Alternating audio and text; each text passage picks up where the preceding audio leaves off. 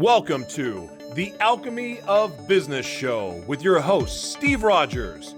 The Alchemy of Business Show is a podcast that mixes practical, actionable business solutions with soulful insights for anyone seeking deeper meaning in their lives and greater success in their work.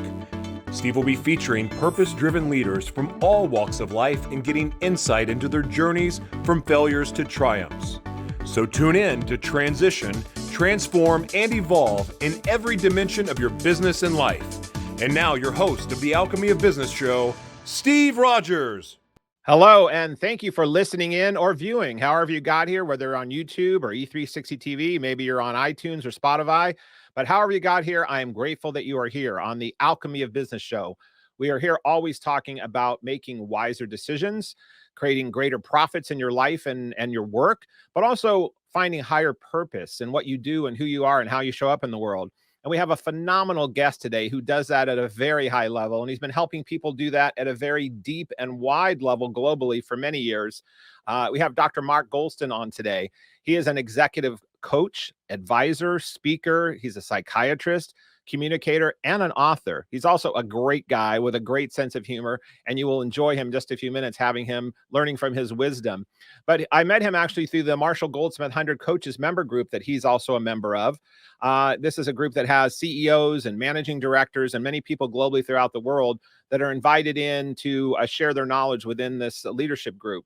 Originally, Dr. Mark was a UCLA professor of psychiatry for over 25 years. And he's also a former FBI and police hostage negotiator trainer. Now, who can say that? We're going to really find out more about that.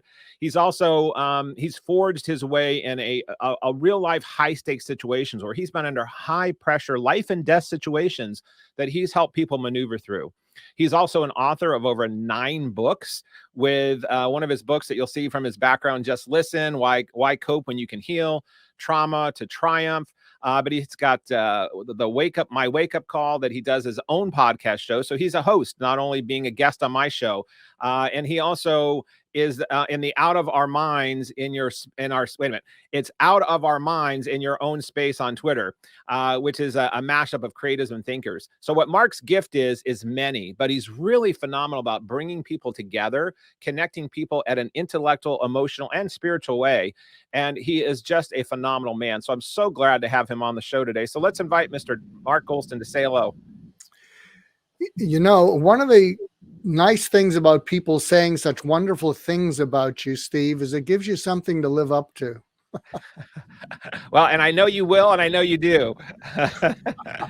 So I was lucky enough to be on your show, and I get to see you living up to it because I follow you on your work, and also you're on a WhatsApp feed that I'm on with all the under 100 coaches, and you're constantly bringing value of advice, wisdom, articles, empathy, and suggestions. So you do that every day. So you are showing up and doing that. So thanks again for being on the show.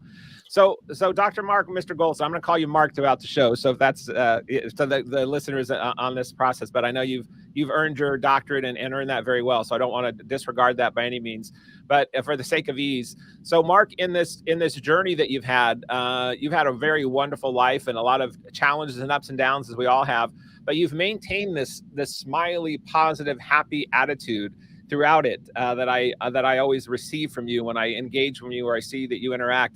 So I want to learn more about that on yourself. How is that inner DNA Intel chip that you seem to have this light or this sense of lightness, but depth in a way that is engaging for people? So I don't know how you define that for yourself, but this personality that you have that seems so engaging for others, where does that stem from, do you think? Well, I'm blessed to have my wife be the more suspicious part of the two of us. So my mantra into life is I assume innocence and goodwill wherever I am. And by the way, when someone says something that seems to upset me or sounds like bad will, I never get angry. I get confused. So I let them say whatever they're going to say. And then I'm puzzled. And I say, what was that about? Or where did that come from? Or I'll be quick to own up and say, what is it that I did or failed to do or said or failed to say that caused that? So I can take full responsibility for it. And I'll share an interesting story with you, if I might, because people remember. Please. 5 of my books, I don't know if I can say this now, but 5 of my 9 books are bestsellers in Russia. And by the way, I love the Russian people because the Russian people are just like you and me. I don't want to get into politics. I don't want to get into wars. I don't want to get into anything like that. But here's an anecdote. I was speaking to 500 Russian business people. And I gave them this exercise. And if you're listening in, this is a great exercise to do with audiences if you want to increase engagement. So picture 500 are looking at me, and I say, I want you to partner with the person next to you and talk about something really exciting that you're looking forward to. And then they did that. And I said, how did that feel? And they said, that felt great. And I said, really? I'm going to try something else. I want you to go back to your partner and each of you talk about something you're really embarrassed about. And I'll share with you what I felt excited about is I get to be here in front of all of you in Moscow, teaching you something that I'm passionate about, which is listening. And then I said, something I'm embarrassed about is I'm a name dropper. And I've already done it 6 times since I've been speaking to you. And some people say, Mark, cut yourself a break because at least you know the people whose names you're dropping. Most people will name drop, they don't even know them. And so what happened is they did the first exercise and then they did the second one. And I said, how did that feel? And they said, that felt better. And I said, that's because when you shared something you're embarrassed about to someone who's not judging you, you connected, you were vulnerable, you felt closer, and you got a break from feeling isolated. And what happened, and then I had some people call out, what is it you felt great about? And what is it you felt embarrassed about? And there was a fellow in the front row. So there's 500 people behind him, and there's a fellow in the front row, and he shares something that he's ashamed of. And he says, I'm still embarrassed about it. So picture, I'm looking at the audience, and this guy is opening up to me, and there's 500 behind him, and he's looking at me, and I thought, I can't leave him hanging alone. So here's where I zoom back to what you originally asked me. I said, I'm going to share something that I've never shared in public, and I'm embarrassed about it, and I'm ashamed about it. And then I wandered around, and I said, and I looked at them very spontaneously. I say, I don't know if I can do this. And they're all looking at me, and I said, I think I have to do it now that I've told you. And then literally, Steve, I paused, I looked at them, I opened my arms wide, and I said, I think I'm with friends. And then I shared this thing, and I'll just share it because your listeners want to know. And I shared something in which my wife had called me when I was in the middle of a session. And I told her, sometimes I'm in life and death things, don't call me.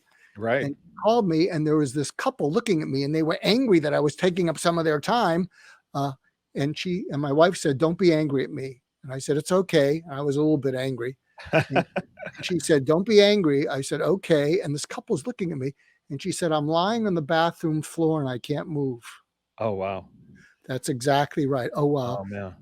And so I listen, I go, what? Your heart stops. Yeah. That's right. So she told me, and I said, okay, I'll be there. I'm heading home. And I just dismissed the couple.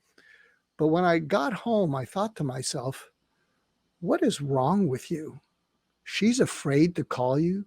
She's lying on the bathroom floor, you know, and I looked in the bathroom mirror, and I just put water in my face, and I said, what is wrong with you? And so I shared that with the audience, and I got a standing ovation. Oh, wow. Because of your self-introspection there, of assessing yourself and being so vulnerable in front of that many people. Yeah. And so I think that's a good way to step into the world. If you assume goodwill and innocence. That said, by the way, I also have a mantra: identify and stop evil at the earliest opportunity, and either protect people from it or get away from it. So it's not a total Pollyanna approach. If I identify someone who's mean or hurtful to other people, I'm going to step in and stop them. And that's powerful. It's so you've got this outlook, because I always see that you have this demeanor of being this approachable, nice, jovial kind of guy. But also when I look at your bio and your work that you do, I mean, you have been a hostage negotiator, which I want to talk about. You've been a psychiatrist, which I'm sure has helped people in some really intense situations and conversations. You have been in some life or death situations. So having this ability in yourself to be that strategic, where you can vet out evil and stay away from it, prevent it, or stop it from happening in your own life or those for others, and then being empathetic. How, as a psychiatrist, did you balance that when you were assessing people that were coming to you for help, if they were both of those things in the scenario, where you were seeing these things of the duality of humanity? You probably got to see humanity at levels that some of us don't see in an intimate level, because people are sitting across from you telling you their most inner fears, concerns, confessions almost. So how did you continue to stay optimistic and Pollyanna in a positive way, but yet realistic in life, when you were dealing with so many of these, in some cases, horrific type things or challenging things? Well, I'll share something with you, because I'm going to do an experiment with you. So don't get nervous, because trust me on this, Steve, it's going to go well. Okay. So the last time I was in Russia a couple of years ago, I headlined with a Nobel Prize winner named Daniel Kahneman. He wrote Thinking Fast and Slow. And I had 5 best-selling books, and he just had a Nobel Prize. So that's why they had me there. But what I was doing there in Russia is I wanted to teach them, and this is what I'm now trying to teach the world, and I'm going to teach it to you. So wish me luck on this, because I'm going to try to change the AM mindset in your brain, the transactional mindset, the successful business person, to FM. Okay. So what I realized, and this is what I did, is that when people are listening to you, they're always listening for something underneath they're listening to you. And if you can be curious about what they're listening for, and you get it right without their telling you, they lean towards you. So I'm going to try that with you. So I hope it works out. So, okay. So you've been listening to me. Yes. You've been a great host. You're checking all the boxes. Hopefully, I know my story was kind of long-winded. I'll try and clean that up, the first one, but I thought it was a decent story. And it was. But you're asking questions. You're checking boxes. You want to cover certain things. So you're listening to me. But if I tune in what you're listening for, I think what you're listening for, and you haven't told me this, but what you're listening for is you want to honor the trust and confidence that your listeners and viewers have in you. And you don't want to waste their time. And what you're listening for is practical wisdom that they can use immediately to make their life better. Because if you can deliver that to them, you've honored their trust and confidence. You're also probably or maybe wanting to listen for people you need to protect them for. So it may be that every now and then you'll get someone who's a best-selling author, but he's a stiff. I mean, he's awful. He's pontificating. He's arrogant. And you're thinking to yourself, I can't post this. I can't do this to my listeners. I'll have to find out some way to sort of explain why we couldn't use it. So am I getting it at all, that you're listening for a way to honor trust and confidence, and by giving them value that's practical that they can use today? Yes, absolutely. And that is why you are a psychiatrist. I'm not even on your couch and you're pulling that out. That's exactly right. I love to honor I love to honor specific things that can help others through me learning it myself and hearing it. And yes, the listeners or viewers, taking things from people that I respect, that I think are admirable, that I think are doing good work in the world, that I think are worth emulating in their past of what they do that can do good in the world. So I would say that that was an accurate assessment of what you said. Yes. Well, good. Well, I'm glad, and it should have calmed down the RPMs in your rapid brain there, Steve.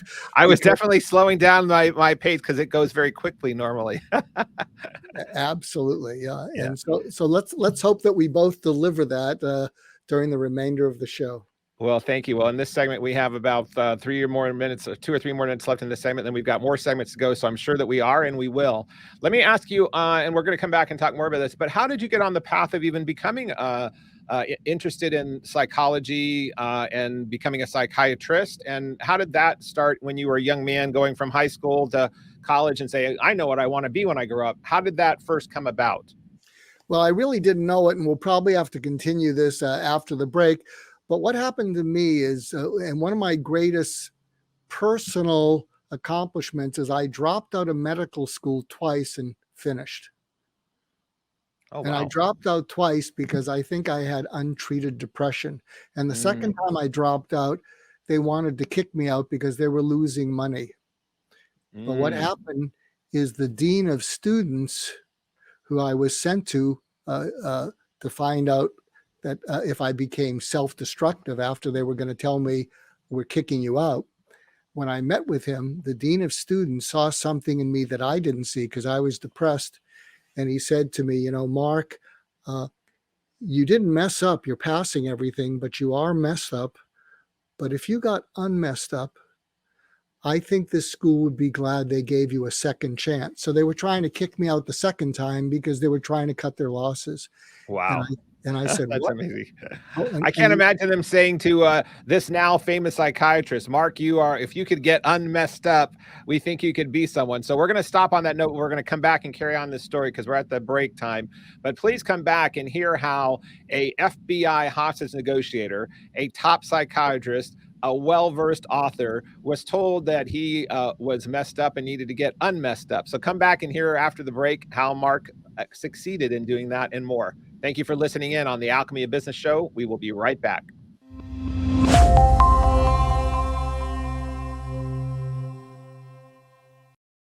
Welcome back to the Alchemy of Business Show. We are here with Dr. Mark Goulston, and we are talking about his journey and his path. He was giving us some great stories about empathy, vulnerability, engaging people and getting to the truth of the matter when people are listening for what they're really listening for. But what I was listening for as we were going from the segment is Mark was starting to tell us about his journey, about how he even got to become the desire to be a psychiatrist, and what were some of the hurdles he had getting there, but what even started with that. So Mark, you were telling us a story that you were in college and that you dropped out a couple times and then finished, and you had someone who was saying to you, Mark, we think you're a bit messed up, but if you got unmessed up, we think you have something there. So let's pick up where we left off there. Okay, so I was in medical school, and I dropped out twice, but finished. And the second time when I dropped out, and I wasn't flunking out, but I think I had untreated depression. I met with the dean of the school who cared about money, and I was obviously not a great business bet. So I met with him, and then he sent me to the dean of students who cared about students. And I guess the dean of the school was worried, how would I take it when I found out that I was being kicked out? And when the dean of students told me that the dean of the school had sent him a letter saying that I'm being asked to withdraw, I said to the dean of students, what does that mean? And he said, you've been kicked out. And then what happened is I cratered, and I'm not very religious, but I think a miracle happened, because when he said that, I started touching my cheeks because it felt like I was bleeding, and I started touching my cheekbones and looking at my fingers because I felt like I was bleeding from my eyes. Wow. But it was tears. Oh, okay. And then that's when he said to me, so imagine you're depressed. You don't know if you have a future. You're probably cratering at a low point. And he said, Mark, you didn't mess up because you're passing everything, but you are messed up. But if you became unmessed up, I think the school would be glad they gave you a second chance. Mm. And And how did you receive those words when you got them? Did it make you feel more depressed, or did it give you a sense of encouragement in that moment if you were sitting back thinking about that? what happened is I think I fell apart, Oh, but okay. his passionate compassion, it's like he reached underneath my falling apart, and he said, Mark, even if you don't become a doctor, even if you don't get unmessed up, even if you don't do anything with the rest of your life, I'd be proud to know you. Wow, that's powerful. Because you have a streak of goodness and kindness in you that we don't grade in medical school. We should, but we don't. And you have no idea how much the world needs that. And you won't know it till you're 35, but you have to make it till you're 35. And you deserve to be on this planet, and you're going to let me help you. And he arranged an appeal. So what he had done is he saw a future for me that I didn't. He saw value in me that I didn't. And he went to bat against the medical school for me at his own risk. And so the combination, the trifecta of seeing a future for me, seeing value, and standing up for me against a medical school that wanted to kick me out, it flipped the switch in me. So I took a year off. And during that year, I went and worked at a place called the Menninger Foundation, which was in Topeka, Kansas. It's now, I think, based in Houston. And I found a way to connect with schizophrenic farm boys. And I was raised in a suburb of Boston. And then I finished that. Difference, yeah. And I came back, finished med school, went to UCLA in psychiatry, and I just paid it forward. So with my suicidal patients, I saw goodness in them. I saw a future in them, and I went to bat for them. And it's as if I grabbed them by the nape of the neck and said, "You're not going anywhere." Wow. Well, that's a powerful thing for our listeners and us to remember. One person believing in you or seeing something that you don't quite see in that moment that is there because someone else is seeing it and you may not be because of your depression, your emotion, your vision. And for you to go on and do that, Mark, I'm sure that school is more than proud of you that you were a graduate. So you went on then to start your own practice in Los Angeles, which is where you live now. And how long did you run your psychiatry practice for? I would say for 30 years or so. And then in that 30 years, I'm assuming you saw a lot of people. What did you, in that 30 years, if you had to sum up like a sound bite or two, did you have or do you now, from say 20 years ago toward now, have a different view of the human condition than you had before you started practicing, after you've heard all of these stories, these conflicts, these people, these families, what humans can do or not do to each other? Do you have a very different view of what you came into your practice as, how you saw humanity, versus what you have now? Yeah, absolutely. In fact, one of the things I'm working on is, you may have heard of this thing called ayahuasca. Yes. Where people go to other countries and they go on an ayahuasca journey.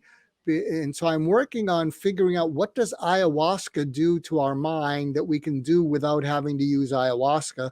And I think I've figured it out. So what I've learned is that when we're traumatized as children in all kinds of ways, we attach to ways to just survive the trauma. But often those ways of attaching to survive the trauma are counterproductive. But we hold on to them because we got to make it through the trauma. And so we hold on to them. We become binge eaters. We become alcoholics.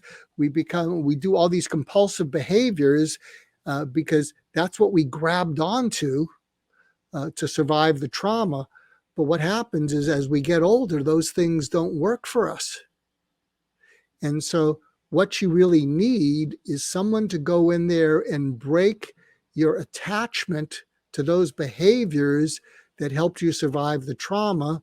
And that's where I came up with the term surgical empathy.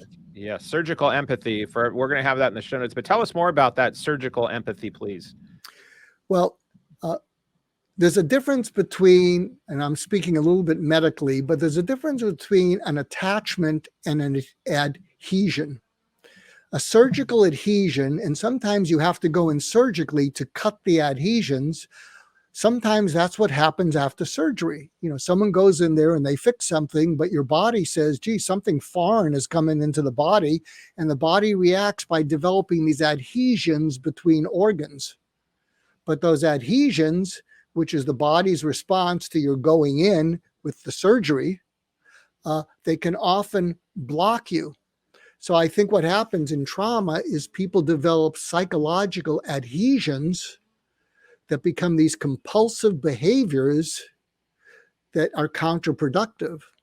So surgical empathy is going in to where they're stuck, and you're eliminating the adhesion through empathy. So I'm going to share a very quick story, but this one I think you'll find compelling. So I was seeing all these suicidal patients, and there was one that was incredibly suicidal. She had made 3 attempts before I started seeing her.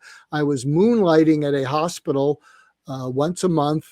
And on 1 month, there was a Monday where I saw Nancy, and Nancy never made eye contact. She never looked at me. And I didn't think I was helping her, except that she'd gone about 6 months, and that was the longest she'd gone without a suicide attempt. And because I was sleep deprived, she's sitting in the room across from me, and I look out in the room, and it has turned to black and white. So I'm not seeing color. The room is black and white, and I'm feeling cold, and I thought I was having a stroke or a seizure. So because I'm a psychiatrist and MD, I do a neurologic exam on myself. I'm tapping my elbow. I'm looking at my fingers, seeing if I'm seeing double. And I said, I'm not having a stroke or seizure. I think I'm seeing the world through her eyes and feeling what she's feeling. So because I was sleep deprived, this is what I said to her, because I hadn't reached her in 6 months and she never made eye contact. And I said, Nancy, I didn't know it was so bad, and I can't help you kill yourself. Wow. But if you do, I will still think well of you. I will miss you. And maybe I'll understand why you had to get out of the pain. And I thought, I just blew it. I just gave her permission to kill herself. And that was the first time she made eye contact with me. And she looked at me with her pain. Yeah. Wow. And I thought she was going to say, thank you for understanding. I'm overdue. And I said, what are you thinking? And she stared right at me like I'm staring at you. And she said, if you can really understand that I might have to kill myself to get out of the pain, maybe I won't need to.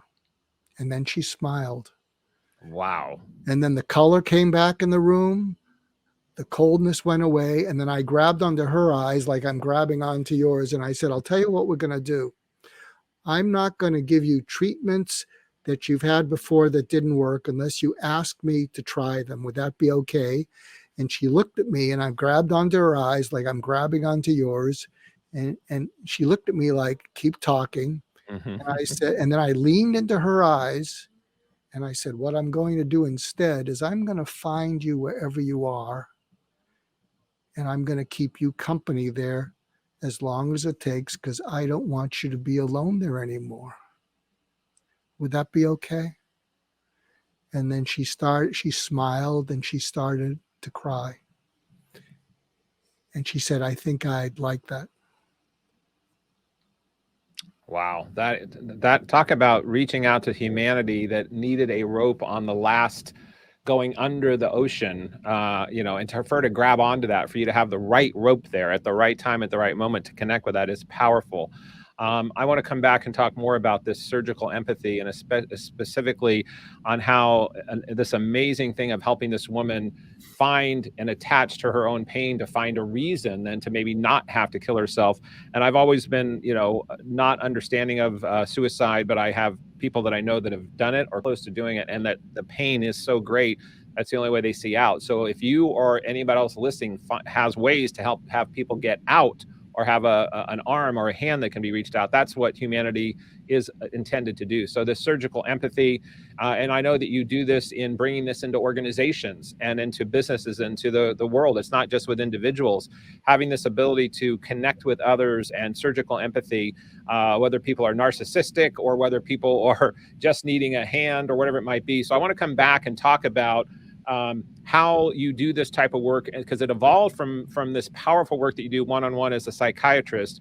You went on to write books. You've spoken in front of huge audiences around the world. And this FBI negotiation, my guess is these skills that you learned you had helped stop somebody from either killing themselves or killing others in the FBI space when you had to be in that. So I want to come back and have the listeners hear some of your stories about how you went from helping Nancy to also then helping others as an FBI negotiator. So stay tuned on the Alchemy of Business Show. We will be back with Dr. Mark Goulston in just a moment. Thank you for listening in and for viewing.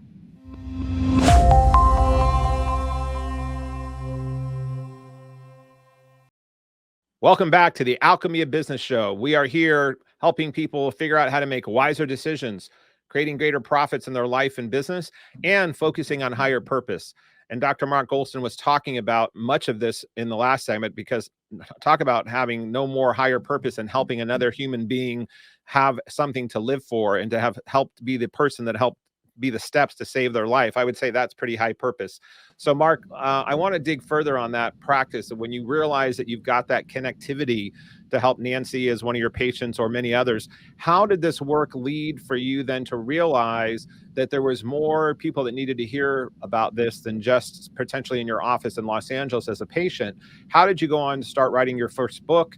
And where did that knowledge you have, how did you adapt that from helping someone across the table or across the couch area in your office into translating that into book, and now many books of your experiences? So can we talk about, I know sometimes like talking about your kids, which one might be your favorite kid, but I know you have 9 books and 5 bestsellers.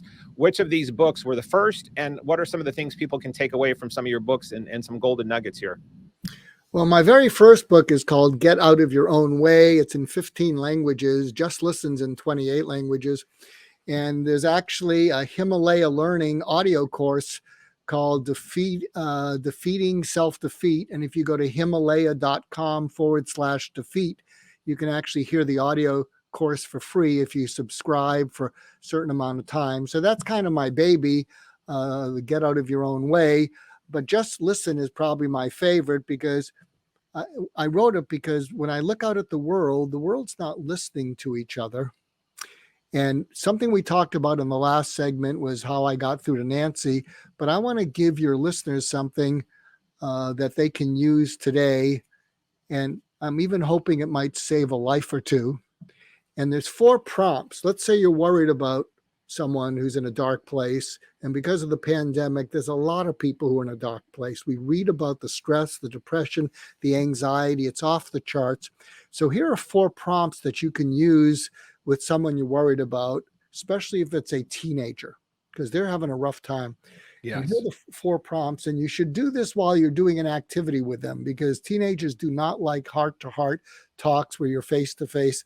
So do it while you're driving, or you're doing the dishes, or you're running an errand. And here are the 4 prompts.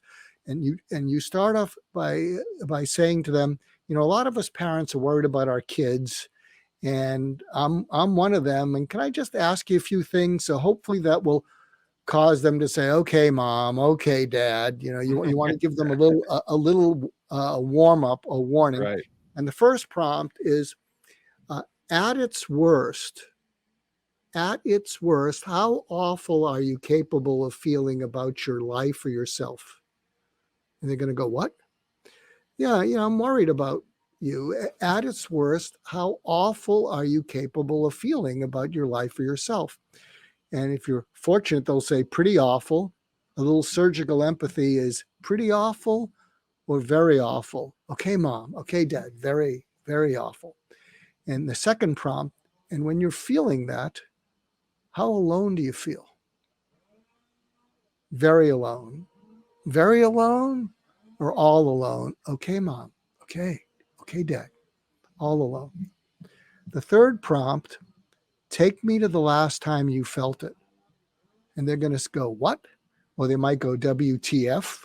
Mm-hmm. And say, yeah, take me to the last time you felt it. Was it 2:30 in the morning a few days ago? We heard you walking around in your room. Because what happens is when they can describe something so clearly that you can see it with your eyes, they re-feel it. But when they re-feel it, they're not alone. So they'll talk about, yeah, I couldn't get back to sleep. And I had a test and I was all stressed out. Then what happened? Well, I punched the pillow and I felt like kicking the wall. Then what happened? I started pulling at my hair. I started looking for some of your sleeping pills. Then what happened? I didn't know what I was going to do. And then the sun rose. And then the fourth prompt is, I have a favor to ask you. And you look them straight in the eye and you say, whenever you're feeling that, or even on your way to feeling that way, I want you to do whatever it takes to get my undivided attention, or your mom's undivided attention, or your dad's undivided attention. Because we're busy, we got tons of things in our mind, but there is nothing more important to either of us than helping you to feel less alone when you're feeling that awful. You got that? That is so valuable and powerful.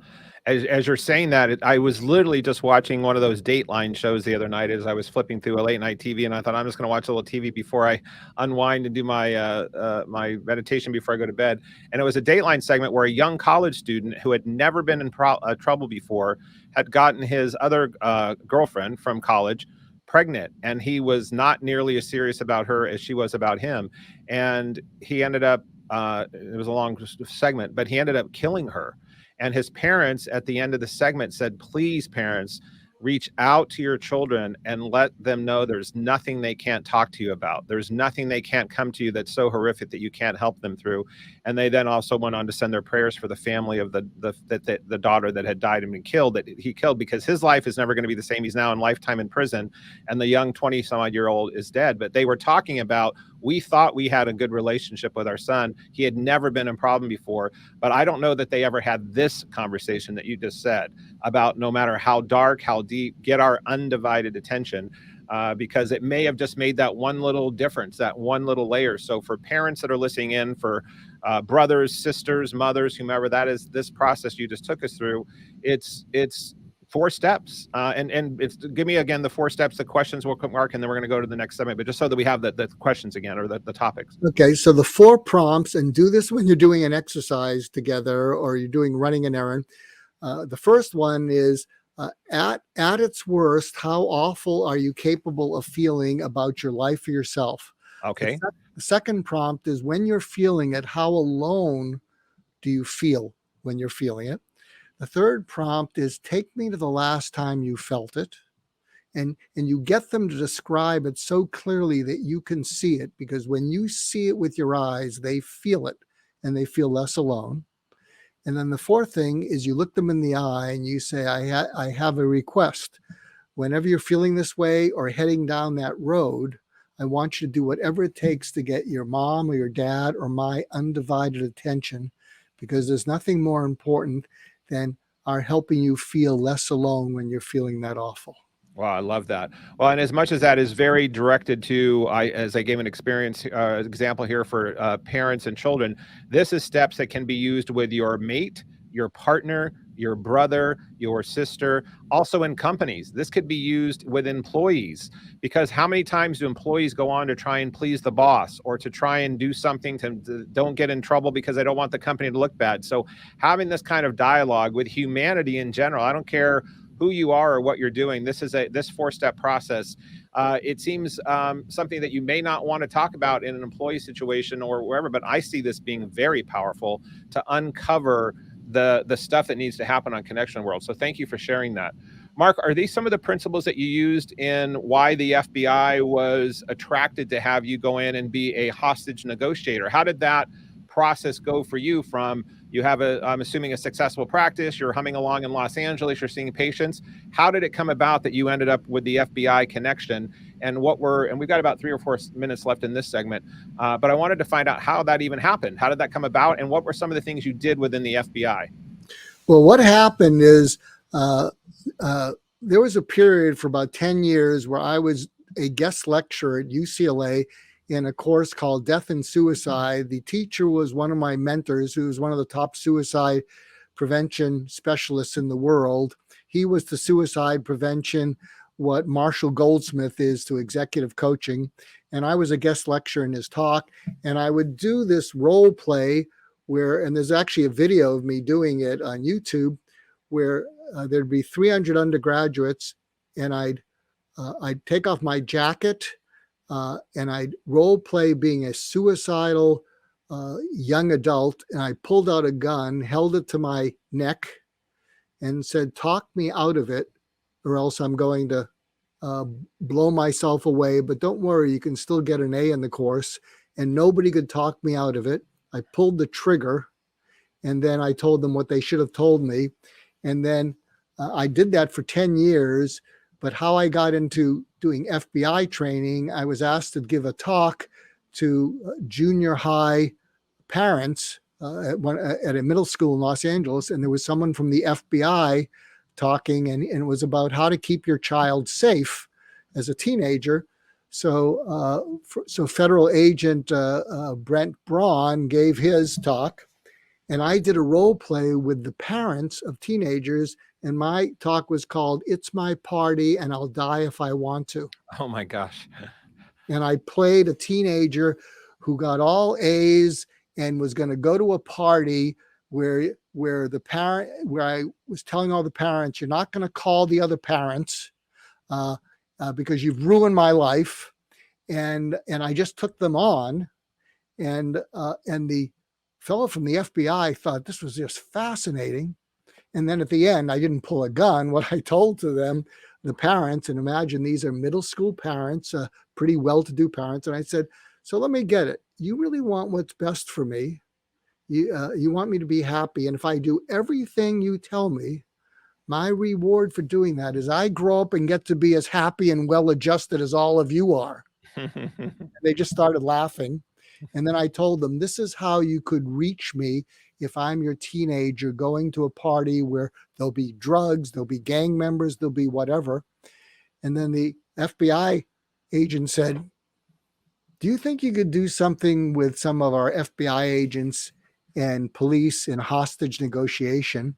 So after the break, I'll share what I did and how I got into that.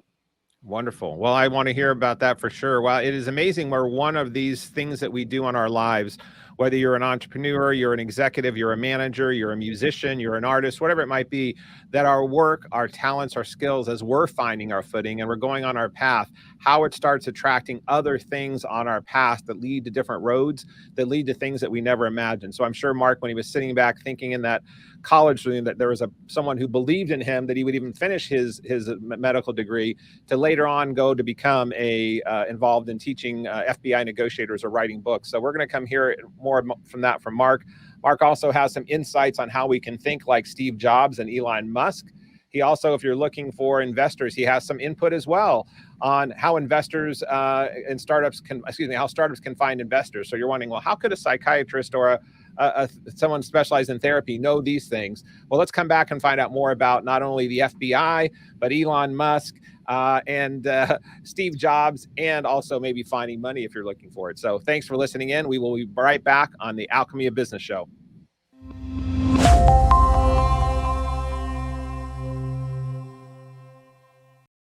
Hello and welcome back to the Alchemy of Business Show. Whether you are listening in on iTunes or Spotify, maybe you're watching us on E360 TV, however you got here, thanks again for being and listening in on the show. We are here with Dr. Mark Goulston, and we were talking about not only his great successful path of being a psychiatrist, an author, a speaker, but also his life when he was a FBI hostage negotiator, trainer, and teacher. Mark, you were getting ready to start telling us some of the stories that evolved within that process. So let's go on that. And then I want to throw in the Steve Jobs, Elon Musk comment that I made before we wrapped up the show, that you have some insights on that as well. But let's start with the FBI. So what happened is there was an FBI agent and I presenting to a middle school parent audience. And I started doing presentations to the FBI and police where I played one of their one of their officers who was suicidal after he shot a kid with a plastic gun. So I would take off my suit jacket. Underneath, I would have a police uniform on, and I would role play being either an FBI person or a police officer who had killed an unarmed teenager a year before, and they had to talk me out of killing myself. And I did that because if I wasn't one of them, they would just look to see if I was doing anything dangerous. And if I was doing anything dangerous with the gun, instead of holding it to my head, they would have just taken me out. So this forced them to have to empathize. But whatever they did, it didn't work. So I just pulled the trigger. And then I said, this is what you could have said to me that you didn't say that would have made me give you the gun. And then what happened is I started doing this at different venues. I did this at a federal penitentiary with prisoners. And I said, and I played the younger brother of prisoners who were going to be released in the next year and a half. And it was how to earn back the trust from your family after you've really screwed them over. And then I did a presentation to Goldman Sachs on Wall Street, to the managing directors worldwide. And I did a role play where I played a high net worth client from a competitor who had gotten a haircut and went from 150 million to 100 million. And so I was thinking of switching from that firm to Goldman Sachs. And I challenged them, why should I change to all of you? You all say the same things. And they all took the bait. And they all tried to convince me why I should switch to them. And at the end of it, instead of the gun or instead of the other role plays, I said, I think I'm going to stick where I am, or I'm going to go to a different place. And you really disappointed me. And I said, this is what you could have asked me or told me or said to me that would have made me come over to you, but you didn't. And so what's common to everything I've done is being able to put myself into the other person's shoes, see the world through their eyes and their feelings, and know what it would take to talk them out of it.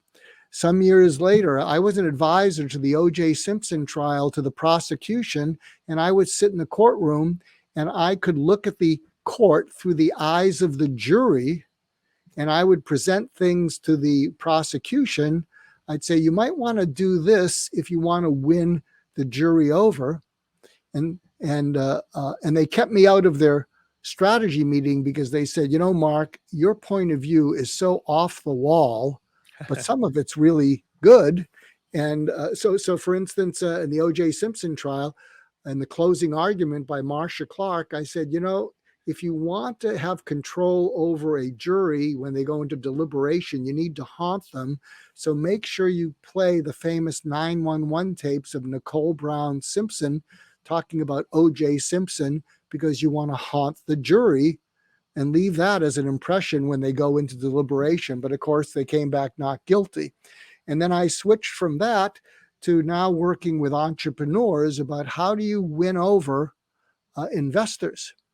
And I've been working with an accelerator now for a year and a half. And every 3 months, I do a 6-hour training for a cohort of about 25 companies. And one of the things I teach them is this is how you get through to investors. And one of the things they all like and they smile about is I say, when an investor smiles at you 3 minutes into your presentation, it's not a yes.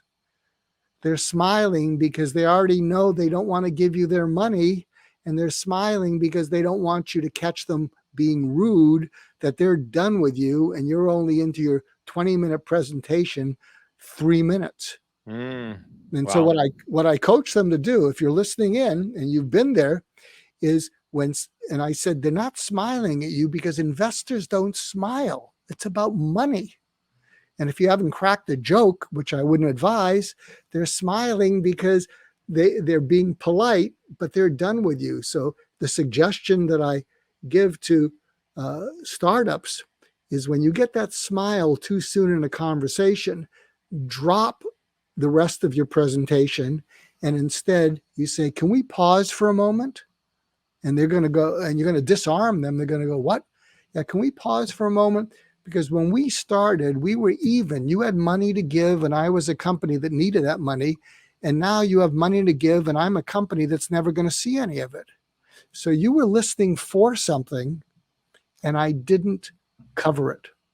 Can you tell me what you were listening for that might have caused you to give me money? Because we may have it. And if we have it, we don't have to show you the rest of the deck. And by the way, if we don't have it, I'm in a cohort of 20 other companies. I might be able to introduce you to people that would be a good match for your investment.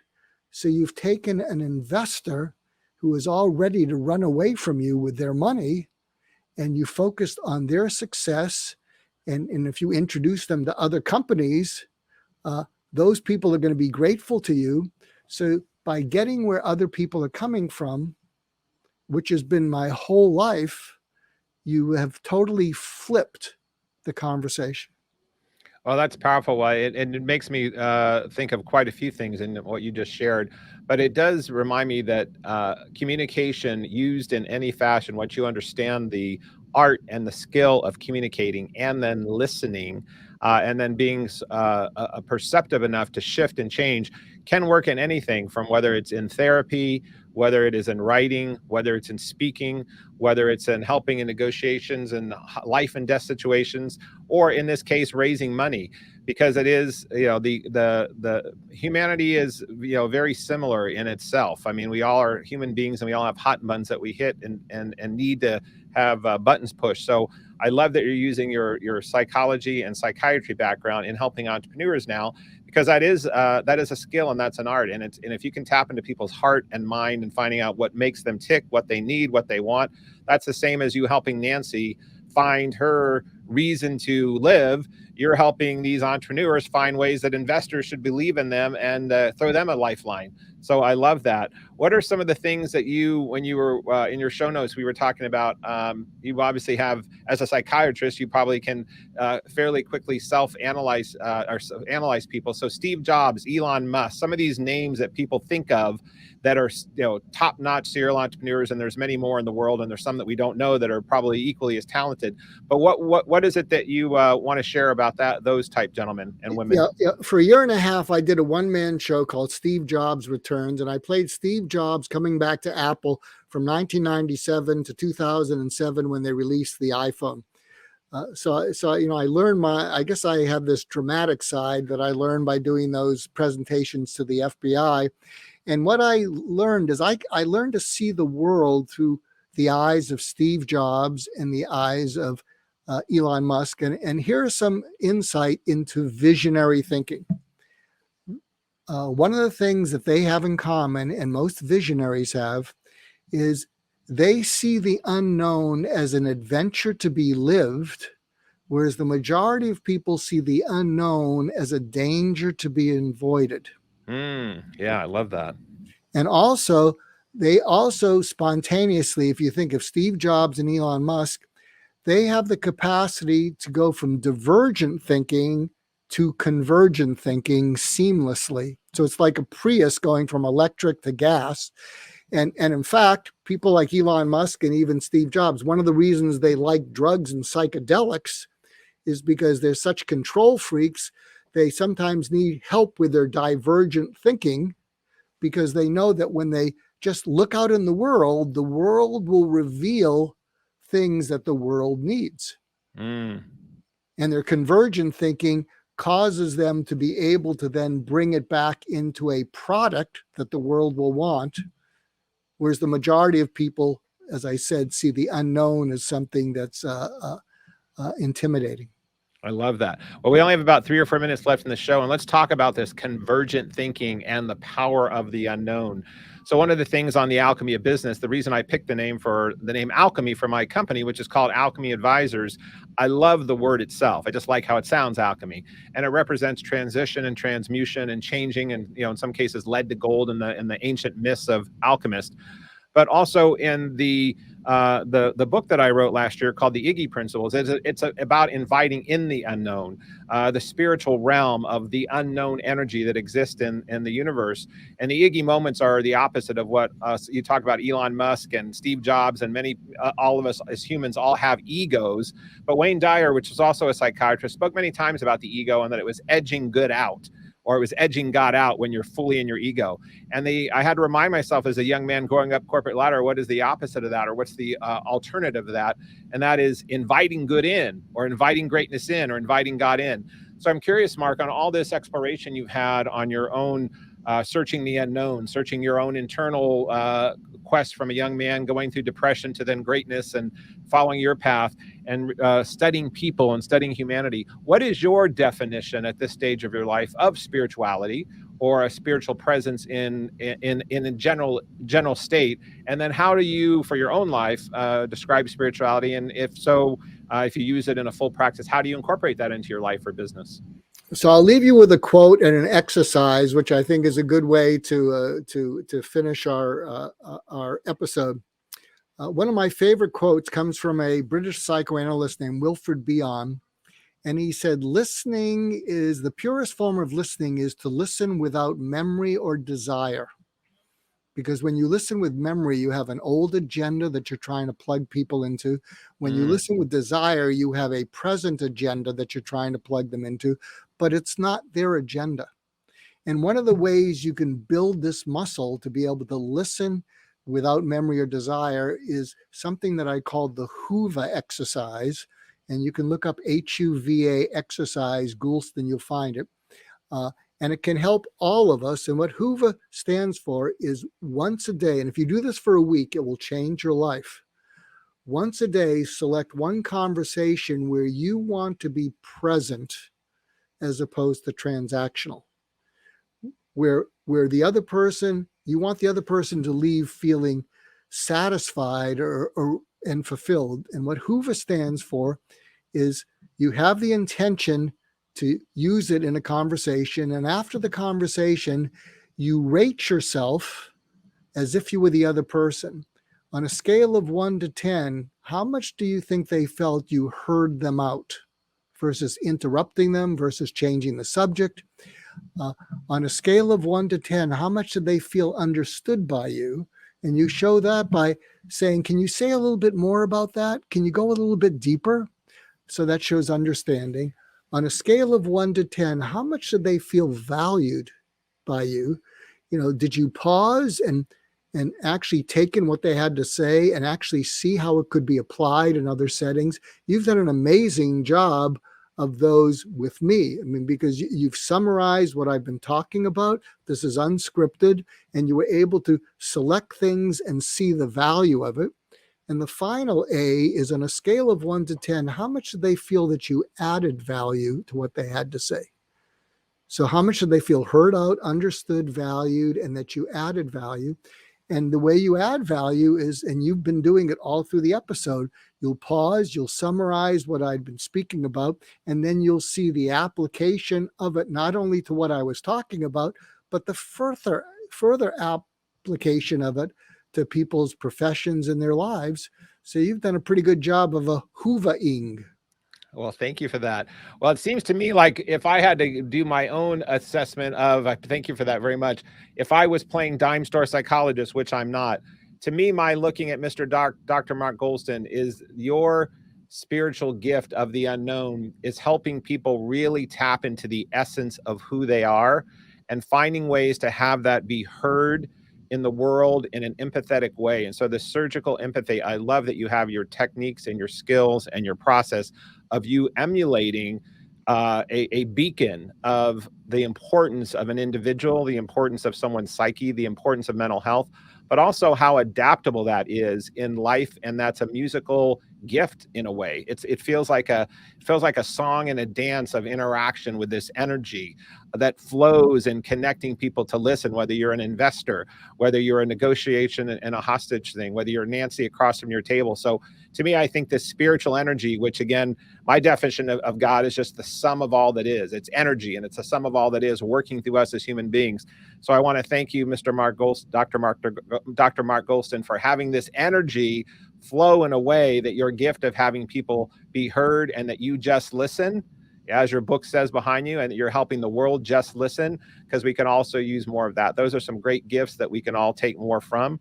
So thank you very much for your time, your wisdom, and your guidance today. We really appreciate you being on the show.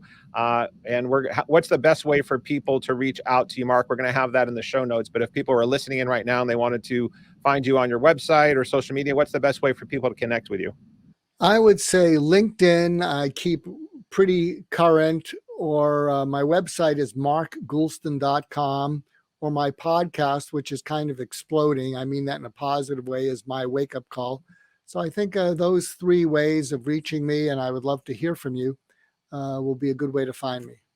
Great. Well, we're going to have Dr. Mark Goulston's info on the show notes. We'll have his Instagram, his website. So we will make sure those are there. We'll also have links. He has some amazing things that he does on his social sites on things that you can do, various exercises, worksheets, etc. So please check him out.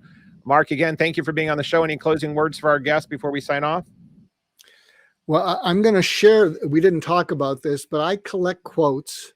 So I'm going to leave you with the best quote that I have heard, and I collect some doozies. I shared one that was pretty good about memory and desire, but here's one that you can take, and it's worth thinking about. It's about forgiveness. Forgiveness is accepting the apology you will never receive. I love that. And that is a great note to end on. That's one of the chapters in my book on forgiveness. That's one of, for me personally, that I've learned the power of forgiveness is one of the greatest gifts and lessons and things that I practice all the time in my life. And it's where I've been the most rewarded internally in my soul and in my interactions with others. So let's end on the power of the note of just listening, communication, and forgiveness. And we will be back again on the Alchemy of Business Show, where we are helping people make wiser decisions, create greater profits in your life and in your businesses, and finding higher purpose, which our guest for sure has helped us do today. So thank you again, Mark. We really appreciate it. Thank you.